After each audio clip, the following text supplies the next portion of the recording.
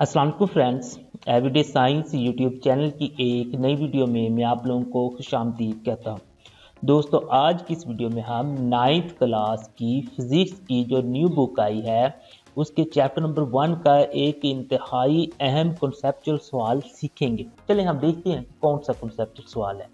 तो उसमें हमारे पास है जी derivation of derived units from base units, यानी कि जो हमारे पास डिराइव्ड यूनिट्स होते हैं उनको ना कि हम बेस यूनिट से कैसे निकाल सकते हैं, तो ये हमने बताना है। मेरे पास है जी स्पीड के यूनिट को मैंने डिराइव करना है। तो स्पीड होती क्या है?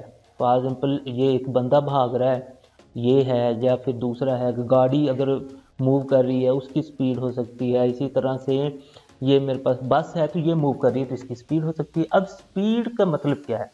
अब ये एक बंदा बहुत तेज़ी से भाग रहा है और ये थोड़ा सा ना आस्ता भाग रहा है, तो हम कहेंगे कि इसकी स्पीड ज़्यादा है और इसकी स्पीड कम है। तो स्पीड का मतलब ये है, हमने देखना है कि एक बंदा कितना फासला तय कर रहा है और वो फासला कितने टाइम में तय कर रहा है। अगर मैं ना कि टाइम लेता हूँ फॉर एग्जाम्पल चले 30 मिनट, ये बंदा जो तेज़ भाग रहा है ये भाई 30 मिनट में ना के 10 किलोमीटर कर लिया जी, और ये कर गया जी 5 किलोमीटर। इसका मतलब है इसकी स्पीड ज़्यादा और इसकी कम है।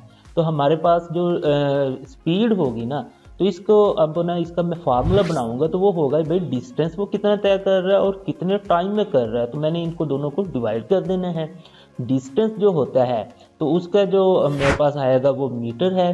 डिस्टेंस का जो हमारे पास यूनिट होगा वो मीटर है और टाइम का यूनिट हमारे पास एस है। ये हमने ना कि बेस यूनिट से ही ले लिया।